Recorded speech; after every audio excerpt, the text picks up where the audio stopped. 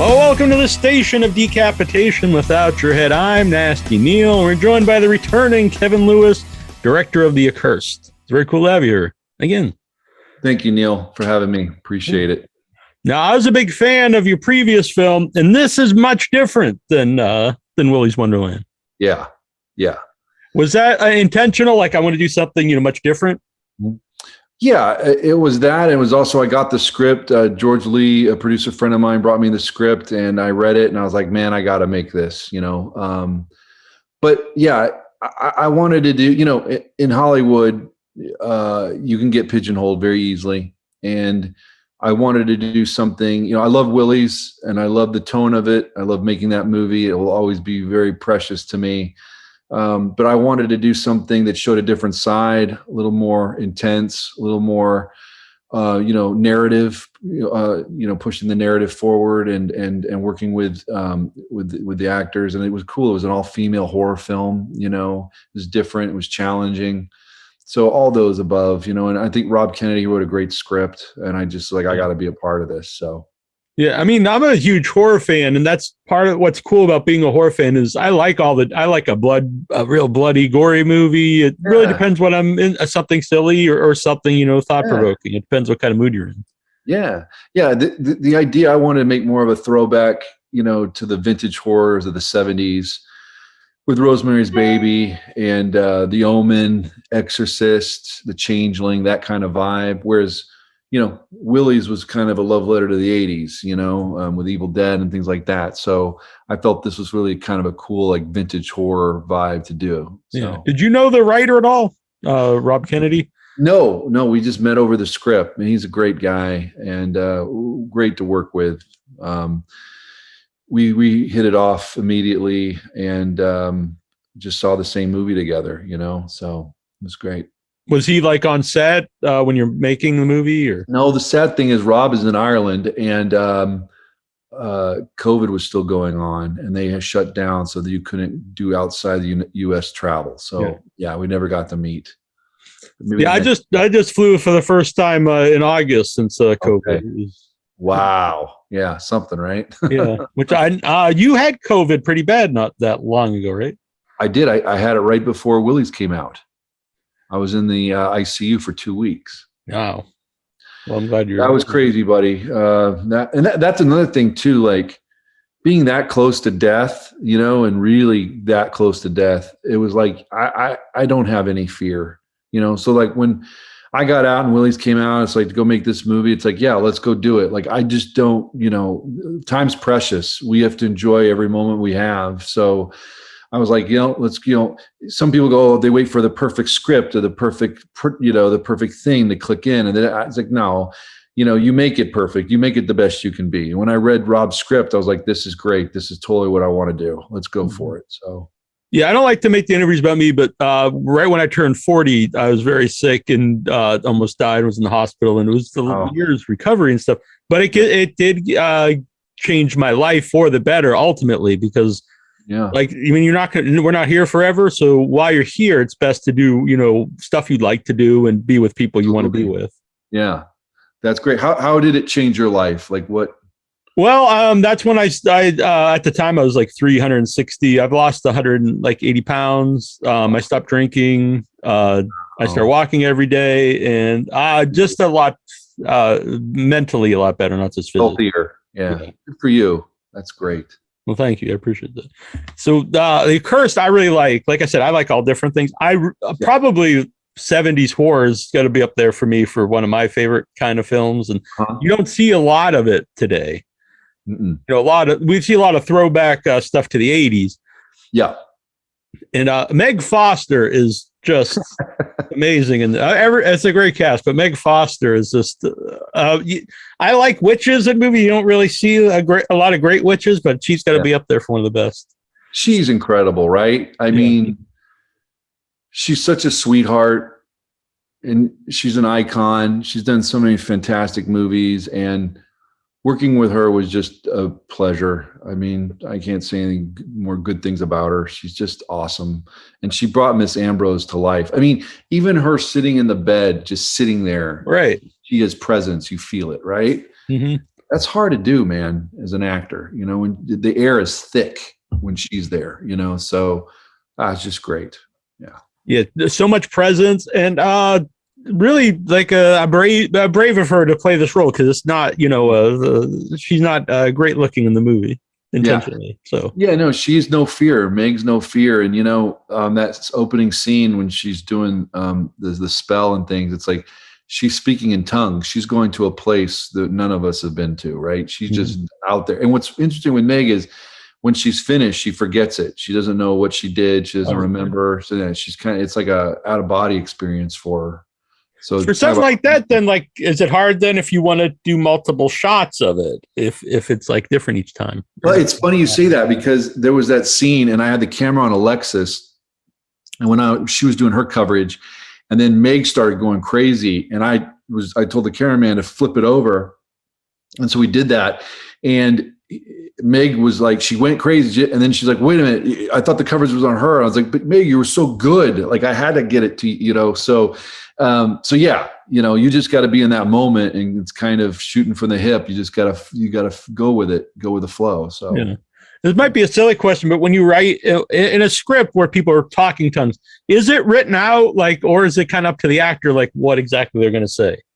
Like in terms of like the spells, really. The dialogue, or everything. The more of the spells, like if you're talking in tongues. In Rob's script, he had it written out, which was great. Yeah, he's a great writer, so he had it very detailed, and I just wanted to make sure that all the words made sense of what the spell would be and how it connected to the fly and the demon and all that.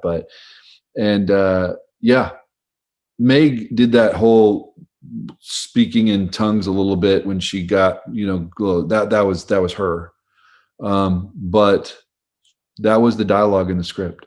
Yeah. Again, I know you worked with big actors, but is it ever intimidating directing someone who is like a veteran actor? No, it's fun, and you know, I love to listen to their stories and hear what they've gone through and ask them questions and stuff. And so no, I mean, when you're making a film, you know, it's kind of like all the elements are there, all the ingredients. And so I'm kind of looking at the end result. I'm already focused on the cake being baked, right? So when I work with the actor, it's like they're just the ingredient to get to that cake being baked, and we got to get there. So, you know, it's funny you say that though, because I remember my first movie with Robert Forster, and I'm sitting there talking to him about the character. I'm doing all this stuff, and then I stop in the mid sentence, and I'm like, "Oh my God, you were Captain Dan from Black Hole," you know? So there's those moments where, you know, I mean, of course, Nic, like he's just an icon. So like you're shooting Nic, like I'm working with Nic Cage, but you got to just get to the point where it's like, look, they're doing a part. We're all putting a movie together. They're partners, and we're, you know, but yeah, Meg, it was just wonderful listening to her stories, and she just had great chi and presence, you know, just a great vibe about her. So yeah. Something I think about till you mentioned it when we started was female cast, mostly all female cast. In your previous films, it's kind of like a macho movie because you got Nicolas Cage, like and everybody. So it's completely different. How is that to go from one to the other, or even maybe you've not done a film that's all female cast? Well, it's funny because, you know, I've been married 21 years. I got my daughter who's 16. I got two sisters. I was raised with my mom, so it's like I've got that background a little bit.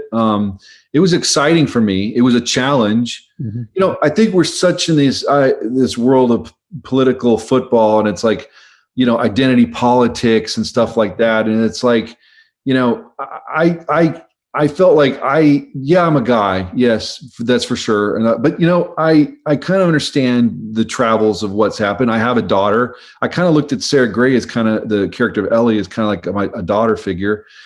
So for me, it was like just kind of tapping into that. I take care of my mom. She's 91. She lives with us. Mm-hmm. So those moments of like Elly opening the door, checking on Miss Ambrose, I do that to my mother every day. So for me, it was like trying to take those real world experiences and kind of putting it into this setting and expanding on that, you know? Mm-hmm. So I really enjoyed it. All those actors, actresses, they were fantastic. You know, what I love about our project too is that it's organic. It's not like, well, they're guys, but we shifted it to girls or right. You know, it's like it's a female cast, and they don't talk about boyfriends. They don't talk about husbands. You know, not that they're, you know, we're dogging on males. It's just that's just not the movie, and I don't feel you miss it. Some of these movies, you would have the boyfriend show up and he's going to get axed by Ambrose. He's like the first guy. Right. I didn't want that. I try to make a classy movie, you know, a little bit more of kind of a sophisticated vibe. You know, I don't know. There's probably a positive thing that I didn't even think of that until you mentioned it, but it's kind of, I always think like the original Night of the Living Dead. They don't bring attention at all to the movie that the main guy is a black guy, but I think that made it if they did, I think the movie would seem dated, but it doesn't. And I think it makes it more powerful. I agree. I totally agree. You know, and these are just strong characters. And when you read the script, when I read the script, it's like, yeah, it makes sense, you know, and so you just kind of work and go on their journey, you know, with them. And, you know, and what's interesting too, is like, I like the idea too that audiences can read into things. Maybe it's there, maybe it's not, but you could make the argument that Elly and Beth, maybe they're together, you know, Beth really cares for Elly a lot, you know, maybe they work together. Maybe they will be together. You know, I don't know, maybe not, you know, that's fine too. Whatever, but we're not calling attention to it. We're just, you know, that's not the story, right? The story is two friends, two people who really care about one another. That's what it's about, you know? And what happens. And then you care more about what happens to them when you actually care about the characters. Agreed. Yeah.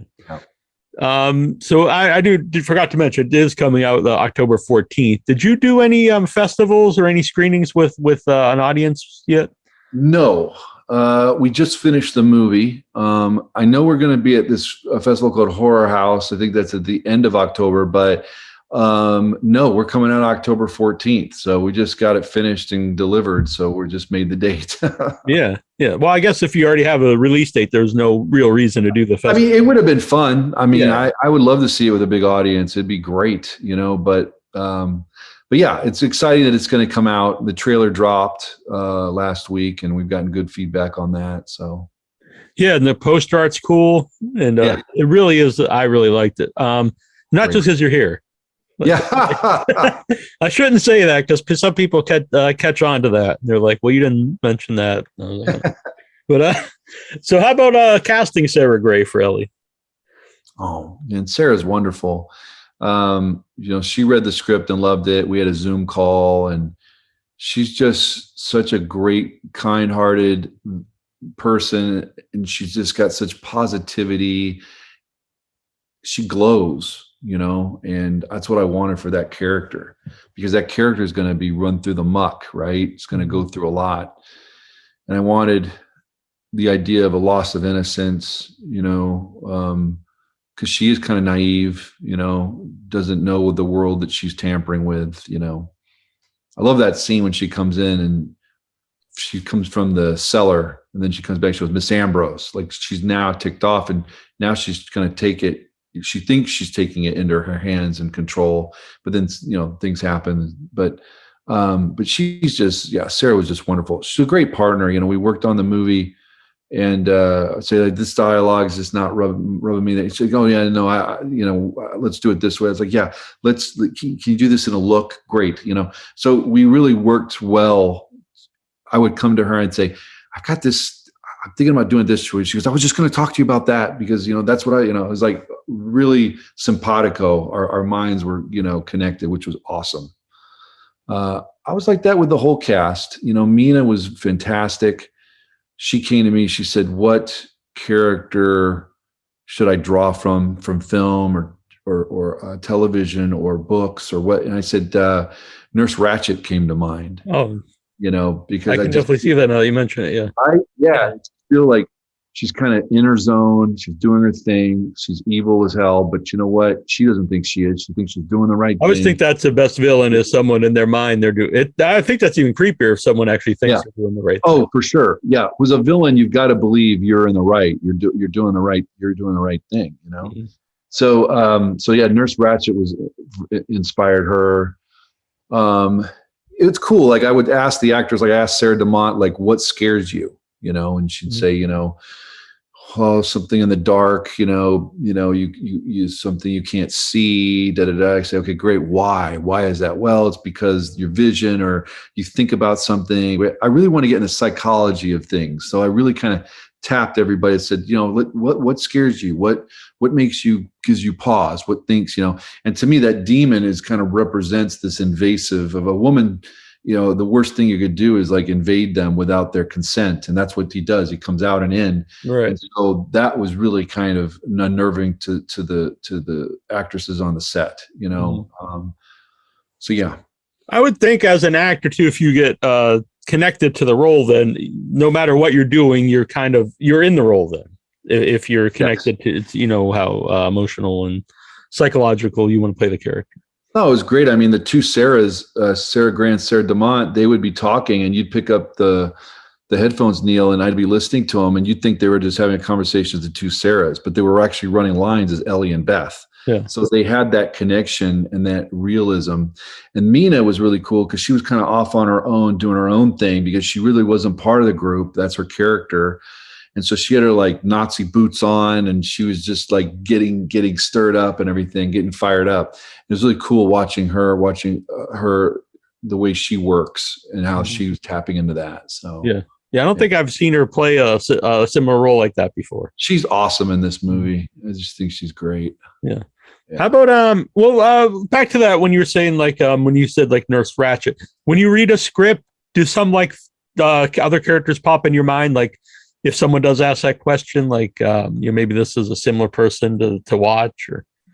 Yeah. I mean, to me, it's a lot of like reading and rereading and thinking about it and letting it ferment and sitting on it and just kind of letting the ideas come. That's one of my favorite times working on a film is when you read the script and you're just kind of riffing and you're like, oh, wouldn't it be cool as this. And then you start getting technical with it and craft and building it and go, okay, now I need this lens. I need a wide lens to do it this way, capture it this way, or a long lens for this, or a high angle here. Then you start really getting into the weeds. But the idea of just kind of riffing and letting your mind go, because at that time, right, you have all the budget in the world, right? So you're pitching these things, and then it comes down to you talk to the producers, and then it's like you realize, okay, wait a minute, we only got this, okay, but it's cool. It's cool to just really riff and to think about it and kind of build that world. So yeah, Nurse Ratched was something that I immediately kind of latched onto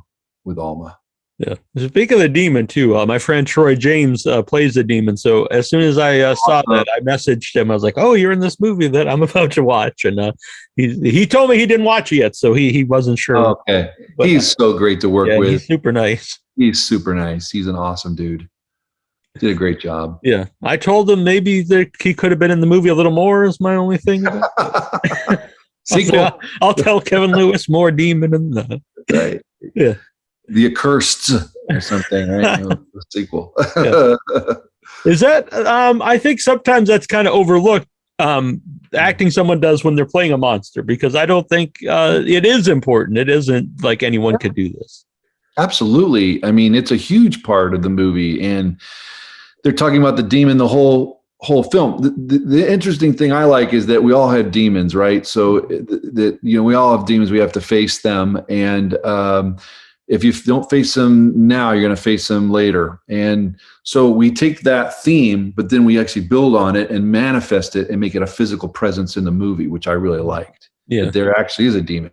Yeah, and I think it's fascinating that demons, it's not really what they do, it's who they affect around them, the world that they affect. And so when he comes out, he affects the world, right? He affects the girls. And I added this kind of cool visual called the demon shake, but it's like this, the frame just starts kind of vibrating a little bit, this demon bass, because he has brought his world into our world or their world, right?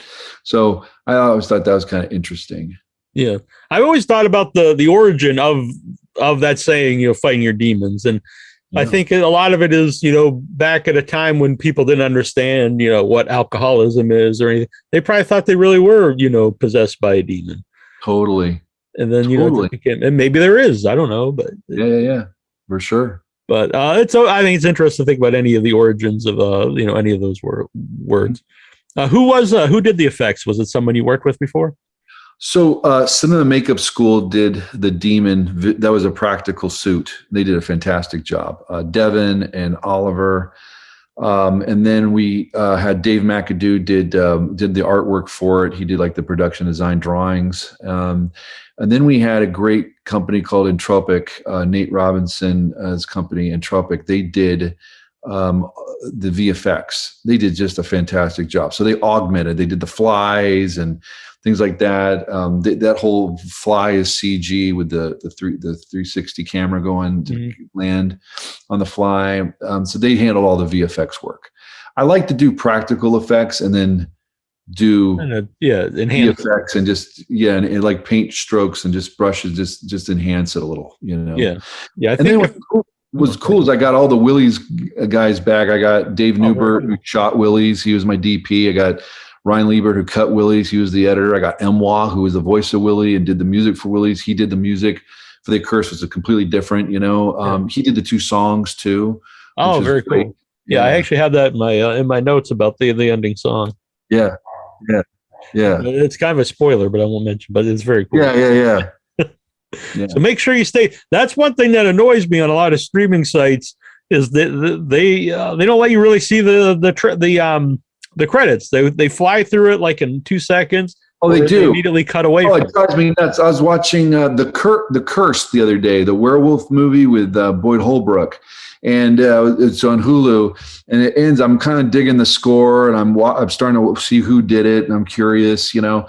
And then it's like, oh, here it goes. It's going to the next, horror TV show or what. I'm like, no. I'm like moving it, trying. It drives me nuts. Yeah. Like, can't you just sit for another 2 to 3 minutes and watch the beautiful people that worked on this film, that gave their hearts and souls?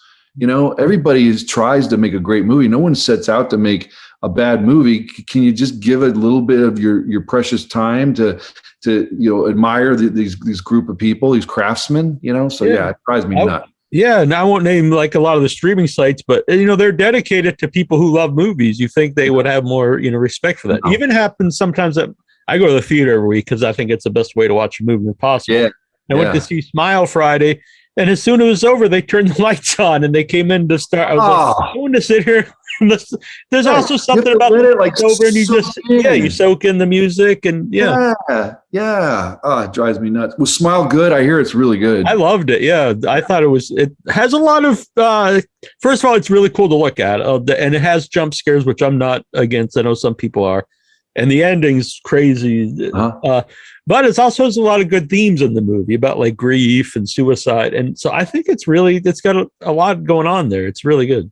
Great, I want to see it. Yeah, I would definitely. And the end's just really whacked. It's really crazy for I say for a theatrical release film, but it seems like we're getting more really out there stuff at the theaters that might not have been released. Like Barbarian. I really want to see Barbarian too. I hear it's great. Yeah. So it's cool that those kind of movies, get a theater. And I always tell everyone you should support, the theater, because I hear people always say like nothing. They only play Marvel movies and stuff. And I'm like, well, they don't. They show all kinds of movies, but you have to go out and see them or else they're not going to keep showing them. They're not going to do it. That's right. For sure. I mean, at the end of the day, it is a business. And I have nothing against Marvel movies. I actually like a lot of them. Yeah. By the way, you have Temple of Doom behind you. What's the other one? Oh, Raiders. Oh, very, very good. And then I've got, let's see. And then I got Blade Runner. Oh, excellent. And the Army of Darkness. Army of Darkness poster was signed by Sam Raimi. Oh, really? When I was young, and Bruce Campbell. It was awesome. Nice. Recently, my friend Annabelle and they showed the Evil Dead 2 and Army of Darkness outside in the woods by a cabin, and we're like, well, we have to do that. It was a really fun. That's awesome. Yeah, we sit outside, and it started to rain, but it was all right.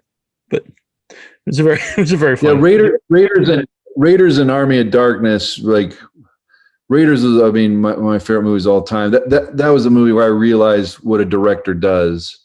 What Spielberg did with shots and cutting and everything. I mean, I love the Star Wars movies like any other kid, but I always thought the Star Wars movies were handed down by God. They just were existed, right? Yeah. But Raiders, I started seeing craftsmanship and artistry behind the scenes. And then Evil Dead was the same. I was like, man, the camera work, like the inventive camera work on doing that movie, which is blew me away, you know. So they're really special to me. Yeah. I always think, you know, like Raiders is a movie that shows the big blockbustery movies don't have to be like kind of lame movies. They can still be great movies and something that a lot of people go and see. Absolutely. Yeah. How about finding the right house for the Accursed? Oh boy, that was tough. So I went out and location scouted, and I went to these cabins. I found one cabin I loved, but we were going to work. It wasn't going to work. And then it's like, I really wanted to build the cabin. And so what we did was we found a school that was that sold when it was sold to a church. The church had it, but it was during COVID, so the church would have sermons outside. And so in the gym, we built the cabin. So the interior is a full-on set. And it was kind of cool because, you know, Evil Dead 2, they did that, you know, in a high school gym as well. So we built the gym, and then we found an exterior, and we shot the exterior in a location. But that was all. I would not have known that. It looks. I thought it was an old house you guys found. Yeah. Yeah, Burns, the production designer, did an amazing job, and Benji. That's a great crew on this movie, you know. So I had the DP from Willy's and the editor, and I just I had all my Willy's group and a group of good producers, George Lee and Marcus Englefield and Jeremy Ross. It's like we had a really good team on this film. So yeah, amazing ending. I don't want to spoil the ending, obviously, but. I thought it was awesome. Just really kind of movie I like, so I was really happy. I'm glad. Yeah, I'm glad, buddy. I'm glad you liked it a lot. It's interesting because this was my first day doing kind of interviews, so I just finished it, and it's like I'm getting the sense of what. So it's like it's cool that people are digging the movie. It's good. Yeah. And honestly, I really liked your last movie, and I really liked talking to you last time. So when I saw you had something new, I was like, oh, I'm actually interested, in checking this out and see what else he's up to. That's awesome. Yeah. And I'm looking forward to more stuff. I know you want to plug Accursed, but I do see that you have a few things in the work, so that's very interesting. Yeah. So I've got this movie Oak. I just finished. I'm in post on that. It's cool. It's got like a Nightmare on Elm Street, It Follows vibe. It's about a group of high school kids that hear this legend of this. You touch this oak tree, and this nurse comes after you. I had a great talented cast with that. Catherine Daddario leads it. She's fantastic. She's really, really good cast. And so I'm on post on that right now. And then I've got a couple of things I'm working on. I've got another horror project called The Houdini Pact, which is really cool. I'm putting that together. And then I've got 3 or 4 other projects, but it just depends on what happens, right? Like everything clicks in. You got to just see how things go. So I've got a sci-fi script I love that we're working on, but all this stuff takes time, and I'd rather put the time in and get it right, because you only have one chance when these movies come out, right? And that's it. Mm-hmm. So I can't run a ticker at the bottom and say, "Hey, sorry, I rushed this because I wanted to do," you know what I mean? So I'm just trying to get everything right, from cast and crew and the finance and the days to shoot and the locations, all that. So a lot of moving pieces for films, Yeah. Yeah, so October 14th, The Accursed in theaters and on demand. I recommend it. I hope people check it out. And it was cool catching up with you. Thank you. Thank you so much.